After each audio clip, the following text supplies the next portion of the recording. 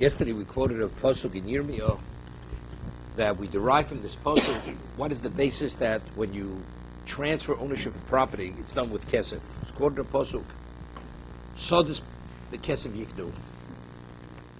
So the Gemara said, but the pasuk concludes, because of the sefer v'chosu, and it's written in a document and it's signed. So it seems to be it's the document. So Gemara says no, because since the word yiknu means they acquired, follows kesef, and only afterwards does it mention the document. So the document that the pasuk is speaking about is a shtar rayo. It's a document only as proof of purchase. It wasn't the transfer document.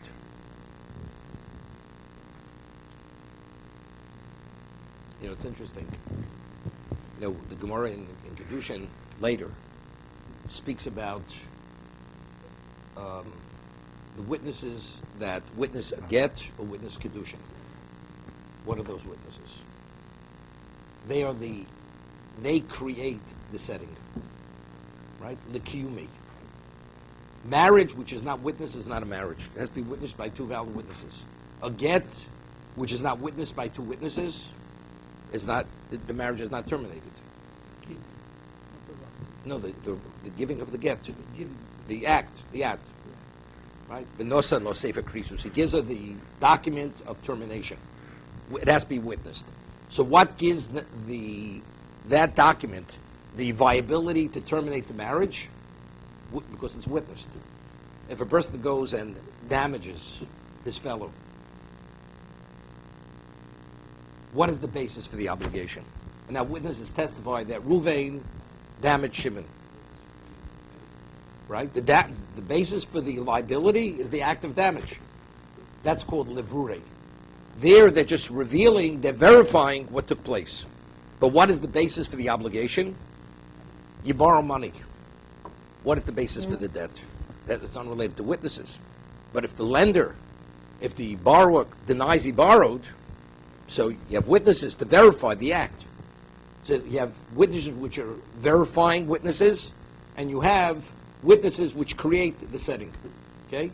You can have a document. The document actually causes the transfer. It's called a transfer document. Or the document is only to verify that a transfer took place. So if the transfer is kesef, and now the seller gives a deed to the buyer, what is the function of the deed? That's levure. That's to verify that the transaction took place. But if you use the deed as the means of transfer, then what is the deed? There, the witnesses are creating the mechanism to not the event, not creating the event. They're creating the mechanism to bring about the event, right? By marriage, they create the event. The event has value because they're witnessing the event. That's the difference. What you need a document. The document itself is what transfers. The document is not a viable document unless it has witnesses on it. Right? By marriage, you have to witness the marriage itself. Right? When the man gives the woman money, if it's not witnessed by witnesses, two qualified witnesses, it's irrelevant you gave him money. Although you said, Harei Mukadeshesli, and you said everything which was right. And God knows you said the right thing. The woman's not a married woman. It has to be witnessed by witnesses. Witnesses and land, what are they witnessing? The witness there, it's not. There, they're witnessing the giving of the money. But what if I sell my property? I give you money, consideration for the property. Right. It's not witnessed. The land is the transfer took place. There, the witnesses are only to verify that the money was given. But how do they know if the money was given? But again, if I break your window, how do I know that you're a damager? You are a damager because factually you broke his window, right? You damaged his property. That's a fact. I need witnesses to reveal that fact. But the fact in its own right it causes you liability, causes you an obligation. Right? If I give you money to purchase your house, no witnesses. The house is the one who gave the money. He's the buyer. What do I need witnesses? That the buyer should have proof that he gave the money, that he purchased the house. What happens if you don't have witnesses? So what's the buyer says, you know something? The witness of witness, they may not be here. I need proof. Proof of purchase. So he gives him the deed. So the document, which has witnesses on it, that's his proof of purchase. What is the concept then of a witness? What is that witness? He gives that setting a status that those words take on a whole different dimension of effect. So he's not testifying what happened. No. Later, if now there's a question, what happened, that witness becomes a verifying witness. It's similar to the document. A deed which transfers the property. Now the seller contests the transaction. So now the buyer presents the deed. What's the deed now? The deed is a verification deed, document. The original transfer document now is being used as a verification document. Same thing with witnesses.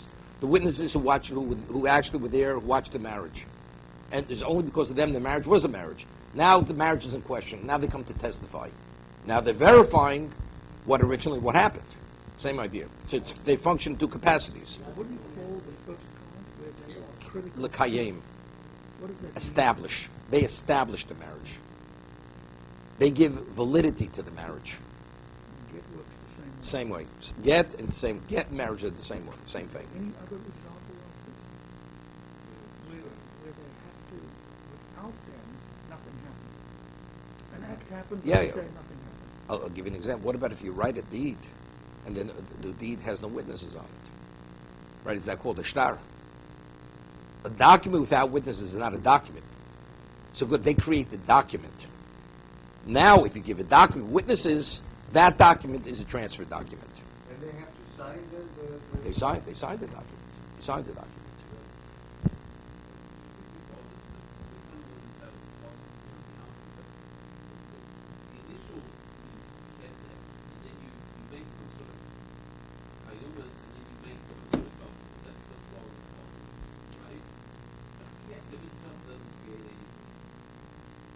What if kesef? How did the transfer take place? Sodos bekesef. It says sodos bekesef yiknu.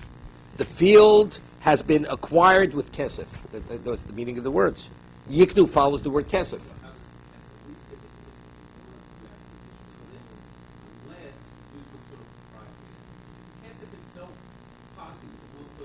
No, of course you need intent. You need intent. Any acquisition you need intent. If the seller doesn't intend to sell the property, although the buyer wants the property, he puts money in the man's hand, it means nothing. Of course, the intent is a key element in transfer. I agree to transfer. Right? Acquisition means you have a transfer and you have an acquirer. So, now, what is the means? What's the mechanism of that to bring about that transfer? Pasuk says, so does bekesef yiknu. That is the transfer mechanism. It's like having a quorum for a board meeting. You have to have a minimum number of people, qualified people, before you can make anything can happen. Otherwise, it doesn't mean anything. Otherwise, it doesn't mean anything. Exactly. It's the same idea. Exactly. These two create this quorum for a wedding, for a divorce. Without them, nothing Okay. is happening.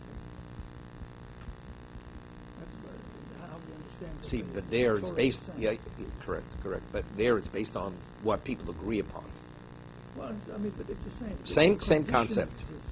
Right. Regardless of what's discussed, unless you meet all the preconditions of what the setting should be, it's nothing. It means nothing. There's no action. No Correct. decision. Correct. Decision has no validity. Has no. Good.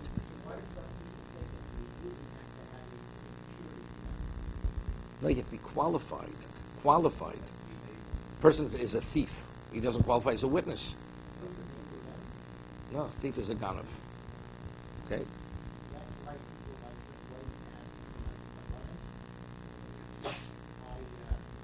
Okay, we'll discuss. Rabbi, going back to the get, you stated to us that it's the delivery that has to be witnessed. Now, what about if the document is not valid? If one writes happy birthday and it's been delivered to the wife and said this is a get, and the Now you can appreciate the Gemara in Shavuos that we discussed before.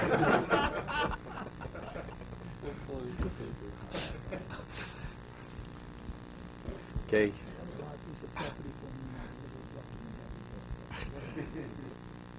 We're talking about a get. Yeah, it has to say something.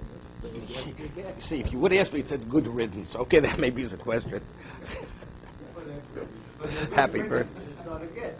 Okay, but happy birthday is a get, okay? No. So the witness, they have to also review the document, don't they? Of course, you can't sign on the document. They have to see what's written in the document. Of course. Okay. Do they have to sign on the document again? Yes, they sign it. Okay. Now you 2 days, and what happens? Omar Rav. Okay. So the Gemara says, within the context of the pasuk, the document, the shtar, is only Rai Balma. It's only proof of purchase. But what actually caused the transfer is the money. Omar Rav lo shar l'b'mokesh in kos v'shtar. The pasuk is only speaking within context in a community where they don't write a document. Av b'mokesh kos v'shtar lo kona. Meaning, when a person gives consideration for property, his intent is not to acquire. As I said, intent is key and crucial to any transaction. Let's say the man has in mind that, or the seller and the buyer, that the transfer should not take place until he gets his document. Because there's a question over here. Okay? Let's say I give money, and then the seller himself, before he gives me the document, he can give me problems.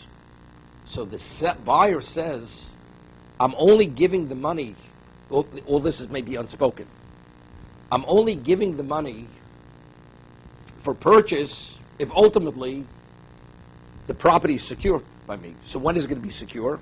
When I have a document. So when I receive the document retroactively, from when I gave the money was the acquisition. So when is the money going to be the act of acquisition? Only once you receive the document. When you receive it, then retroactive. Because what I'm explaining now is the Machlok Rishonim. Because Rashi, take a look at Rashi over here.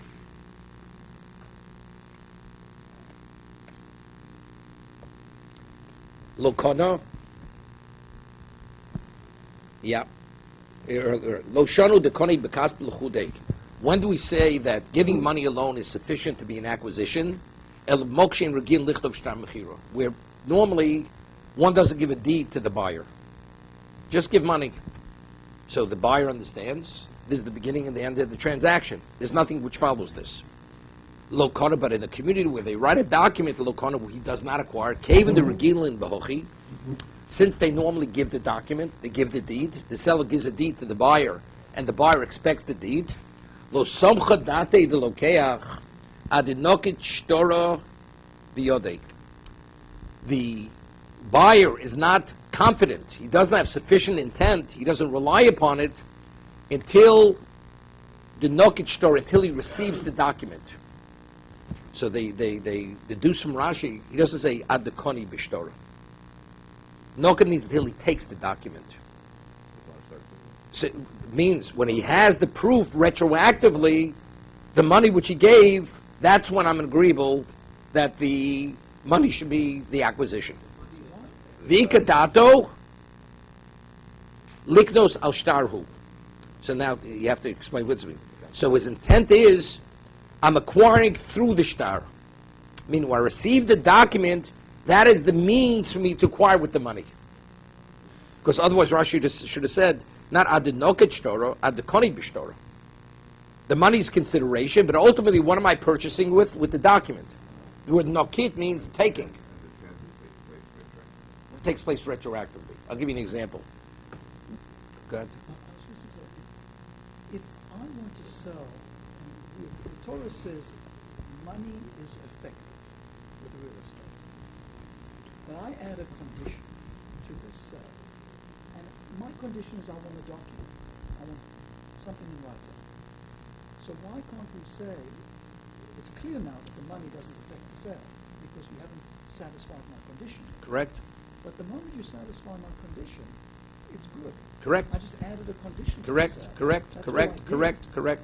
There's So we're nothing saying to in do a with the community where they normally write the document, we could say, even though it's unspoken, it's a given that the man is not, until the man feels secure in terms of his acquisition, his intent is not, the money has to be returned.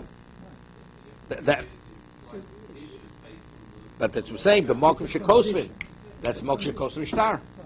It's an unspoken, it's a condition. Exactly, exactly, it's exactly. And if it hasn't been fulfilled, nothing happens. Exactly. That's the way Rashi's learning. It's intuitive. Other Rishonim learn not this way. Then a location that they normally write a document, so the man's mindset is, what is the acquisition?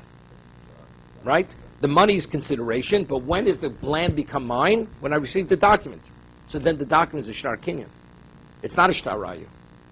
The money is only to allow the seller to release the property, to give me the document. He's not giving me the deed unless I give him consideration. So when I give the money, the seller doesn't intend to transfer the property to the buyer, because it's a community which we normally write the document.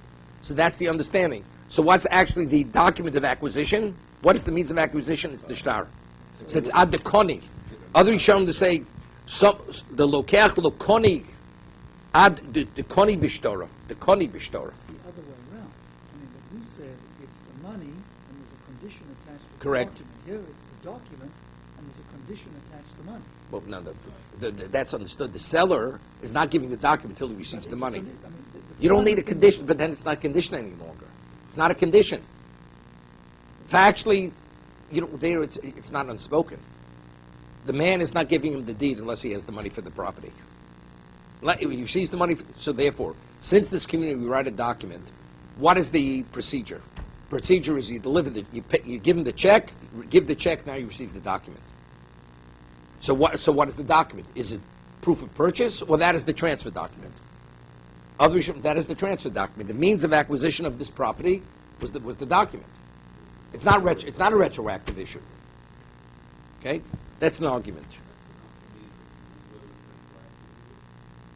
I mean, if there would be a delay, between. No, if it never completes, everybody agrees. Then everybody would agree there, right?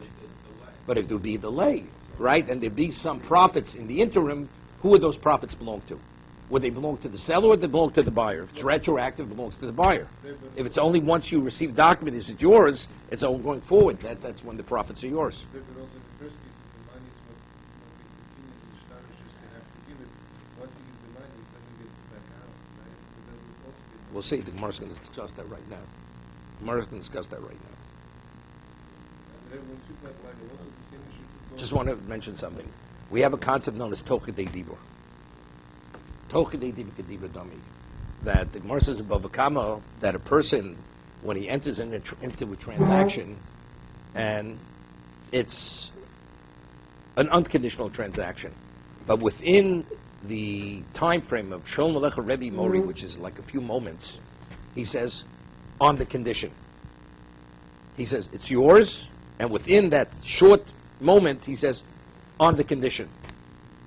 So, because he said it within that time frame, it's as if that precondition was stated before the actual transaction took place. Okay? Now, when we say, Tochidei Dibur Kedibur, do we say, well, let's say a person gives money for something, and after he gives the money, he says, I changed my mind. He can take his money back, if it's within that time frame, in terms of purchase. I say, I'm buying the building, and he gives him a down payment, he says, I changed my mind. If it's within the time frame, he can change his mind. So do we say that if he doesn't change his mind, he does not change his mind, is it therefore retroactive from the first moment he gave the money? Or is it, no, when it reaches the point where he's revealed he hasn't changed his mind, that's when it actually takes place. Whatever it is. Okay? Come. No. It's not like it's a Sharai or Sharkini. That's a Kiddush. Second. Regarding the acquisition, it does make a difference, but there's a proof in the Gemara in the Dorim. The halacha is, God forbid, a person loses a parent. Person has to take kriya. Person loses a sibling. Person has to take kriya as a novia. Right? What happens if a person initially was told that his sister passed away, and he took kriya, and then afterwards the person finds out it wasn't his sister, it was his father? The kriya is not valid. Because the intent at the time when the person tears the kriya, it has to have in mind for the person, for the right deceased. And since it was a mistake, he thought it was one, not the other. So the Gemara says, what happens if toch the dibur of the kriya, he realized, he says, oh, it's not the sister, it's the father. He'd already tore the kriya. And within that time frame, since it's a valid kriya, it's effective for the father. Doesn't make a difference. Whatever. So let's say two siblings. It was a child and a sibling. Whatever it was. I don't want to get off track here. Focus on what we're talking about, okay? If it would be retroactive, what relevance does it have to this? If you say it only takes on value afterwards, so since it was still within that time frame, so it was relevant what he thought initially. Within that time frame, we see that act as if it's taking place. So since he was informed that it was the other relationship, he tore the kriya at that moment. But if the time frame, everything goes retroactive, what relevance does this have to Toch de Dibur? It has no relevance to Toch de Dibur. Factually, the whole discussion has no relevance to that. When you say it's an intent issue, but we say since in regard to a transaction, it's retroactive, so here it's also, they said it in that. But since we see over here, it's not retroactive. It takes effect when the time frame is over, correct? So if that's the case, they could be equated one to another. They legislated the law of Kriya, Toch de Dibur, similar to what normal Toch de Dibur is. So how does it work with the star? Gives the money. No, we don't need Toch de Dibur. Of course, this is a given. Since this is a community, they write a document. Right. So the intent of the buyer, he doesn't have in mind that he well, that's the Machlokes Rashi and the other Rishonim. Until he's secure, the money is not given as for. What value does that money have in the hands of the seller? It's collateral, right? It's like you put money in an escrow account. Nothing has been done. Nothing. It's to be seen. It's to be seen. If the document's given, then it's retroactive. Document's not given, he has to return the money. Because the person never intended to buy the property unless he has proof of purchase. Yeah, but can I just go back? Whatever transactions are closed today, this is how it works today. So I'm trying to buy real estate from you. Well, before we tell me how it works, let's go a little further because it discusses something similar to what you want to say. Okay? We'll see. You know, the Gemara wasn't born yesterday. Okay. So the Gemara says, the porish. But if he's explicit, regardless of what the protocol is or not, it's irrelevant. What does that mean? The Gemara says like this. Ravidi Barovin, Kizovin Arav. Ravidi, when he would purchase a piece of property, Omar, this is what he would say to the seller. Ibina Kaspeikni. If I want to acquire this property with money, let that be the acquisition. Ibina B'shtara Ikni. And if I want the acquisition to close with the document, let it be the document. Why? Ibin B'kasi Ikni. If I wanted to close, that the acquisition should come about through money, because you as the seller, what happens? I give money, and all of a sudden, the price of real estate goes up. Now I haven't yet received my document. The seller says, you know something? I'm not giving him the document. So as a result of this, the seller could actually invalidate the sale. Whether you learn it's a condition or not a condition. He'll just hold him up. He won't give him the document. So as a result of that, because the buyer originally had this precondition, so the seller will use it to his advantage. So he says, so if the seller wants to back out, the buyer says, look, if I want to close, I want the transaction to be money, it's my decision. V'ibina b'shtara, what happens all of a sudden? Real estate drops. And he gave the money, and he paid the higher price. He says, no, if I want it to be the document, ikni. Therefore, I have a right to back out. Until I receive the document, this buyer says I have a right to back out. So the buyer is covering himself on all levels, on the buy side and on the sell side. Okay, now let's see what David has to say. Well, with this, I understand why they do things the way they do now. So here's how the transaction works today. I'm trying to buy real estate from you.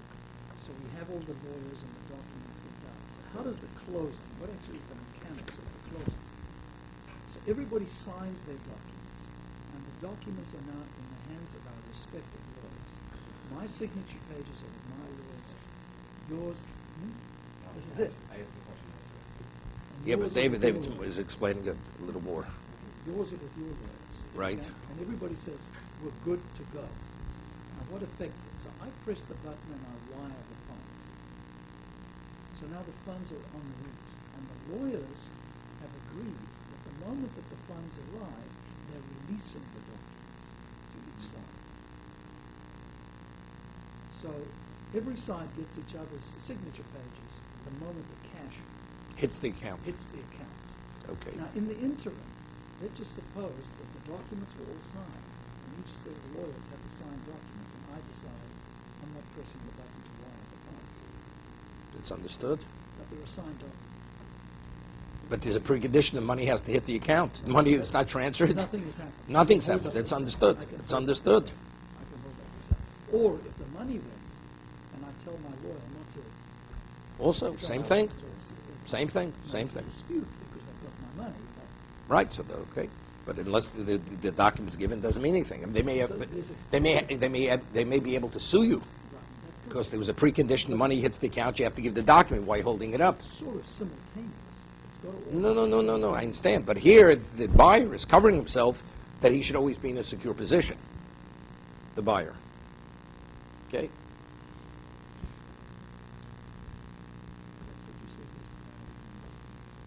I asked the question. Huh? I asked the question. Okay. Ubishtar. What did the self, the buyer say that? The seller will say the same thing. Side plus. We'll see. You're right. 100%. Whatever you say, that's how the transaction is being affected. No question. Porish.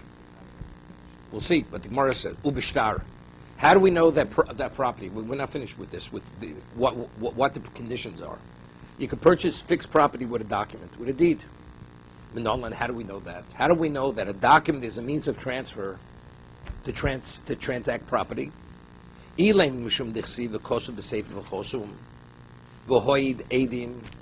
it because the pasuk continues? It says, "You recorded it in a document and it's signed with witnesses."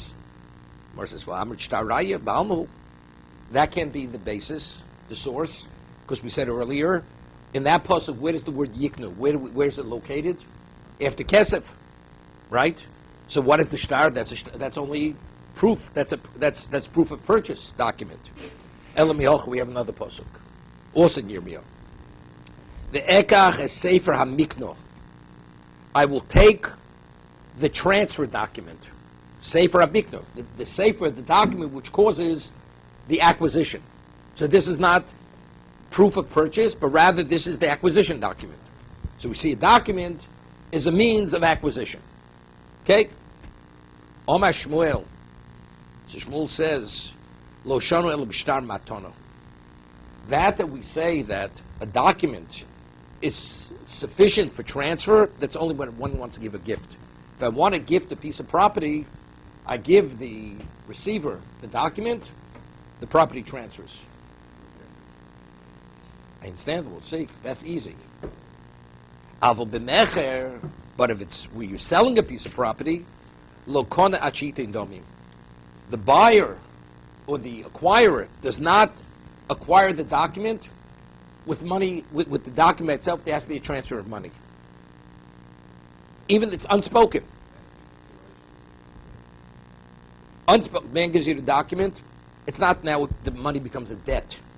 The money doesn't become a debt. Until the money hits the account, the document's not a transfer document. That's a precondition to the transfer of the property. Okay? That's Shmuel's statement. Okay? Most of Rav Hamnuna. Rav Hamnuna has difficulty because we're quoting a brisa. It says, Bishtar, Ketzad, how does one acquire property with a document? It says, Kosev lo haniyor al acheres. He writes on a piece of paper or on a piece of pottery. You're paying a lawyer $1,000 an hour. Takes a piece of pottery and writes the document. Okay? Doesn't print out of the computer. He writes on a piece of paper, al acheres, al pi she'ein behem shove pruta. The paper is not worth a penny, less than a penny. Sodai mechura loch, sodai nesuna loch. He uses two terminologies. My field is sold to you, my field is given to you. So seemingly we're talking about two separate contexts. Either a sale document, the text is, I'm selling you the property or I'm gifting the property. Hareza mechura nesuna. Either terminology that he writes, the field is either sold or it's transferred. It's given. But we see explicitly in the brisa that although there was no consideration given, just the document itself, even a sale document, without money, that's what causes the transfer. Correct? Is that what he's saying? Is that what the brisa is saying? Or is it saying that with the gift there's no money? No, it says two things. What is mechura loch? I sell it. Sodai mechura loch. I sell it. It says if you just write that and you give him the document, harezu mechura. How could that be? You're selling. Mechura means That means you owe me the money. The property cost $1 million, or whatever it cost. It's owed. I said it's a debt. Shmuel said something. It's not the money is owed. The document is not a transfer document unless the money is paid. Correct. Okay? Right. But here it indicates just by giving you the document, now there's a debt. It's a debt. Okay. So this refutes Shmuel. Because Shmuel says this is only true in regard to a gift, gifting property, not selling property. Who most of them mufarak lo. So Rav Hamnuna asked the question, and he answers the question. He doesn't wait for Shmuel to respond. He himself says. So what is the basis of the question? Because the way he's reading the brisa, it's either this or that. It's two separate cases. It's not the same document says, I'm selling it, I'm gifting it. But rather, it's two separate documents. What about a person selling property in the Everglades? And the man agreed to pay $500 an acre. It's a man, it's phenomenal. He paid $1, he's selling it for $500. The man says, you know something, the quicker this transaction closes, the better off I am. So the seller, he's not even waiting for his money. Here, let the money be a debt. So because of the inferior quality of the document, the seller is happy to get rid of this property. The sooner the better. Because the only reason why we say a seller is not agreeable until he gets the consideration payment, because he has something of value. Until I know that I'm secure with its value, I'm not releasing the property. But if here he has a buyer who's willing to buy this inferior piece of property, so now he has this opportunity.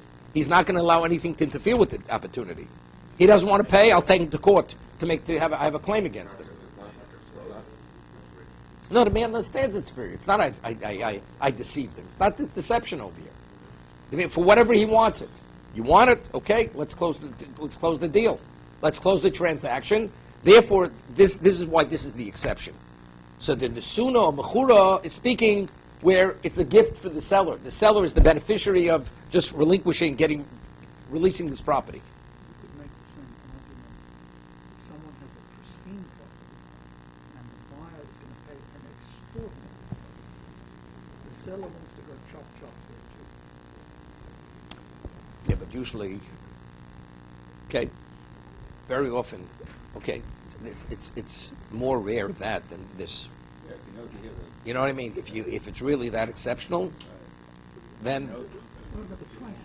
Yeah, but if you know, as you have this fool, there may be some other fool out there who's willing to pay more. You know, when we talk about greed, greed has no end to it, no limit. It's not that common. I mean, Okay, it'd be the same thing. If that would be the same idea, same concept. Yeah. Okay. The person wants to get the Seller is raising. Right. Ravash Yoma b'matona. Yeah, this. The case of the brisa, we're not speaking of two cases. Either it's a sale document or he's gifting it or selling it. It's a gift. Now let's understand something. A person goes when a person we rule halacha. What happens? I sell a piece of property and I'm a debtor. The seller is a debtor because he borrowed money. And let's say it was a secured loan. His lender has a shtar. The property is liened to that document, to that debt. He sells the property. When he sells the property to third party, the party who's buying it, he wants a guarantee. Because his debtor, if he can't collect the debt from the borrower, where is he going? He's going after the property. So if he goes after the property, takes the property, and he has the right to take the property. The buyer is out of his money. So what does he have to do? He has to go back to the seller. Seller say, you know something? I'm giving any guarantees here. I sold this property without a guarantee. That was your risk. So normally when a person buys a property, he buys it with a guarantee. He buys it with a guarantee. He's willing to pay a little bit more, but he buys it with a guarantee in case the property is taken from him in such a situation that he's going to be fully reimbursed for his purchase price. That's called achrayus. We rule halacha that even though the guarantee is not written explicitly in the shtar, since it's something which is so understood because only a responsible buyer would buy something, therefore even if it's not written in the document, it's equivalent, it's with a guarantee. It's called achrayus to'asofer. No, it's the equivalent of that. We say it was like an oversight. Nobody would buy property unless he has to have the guarantee. To be continued.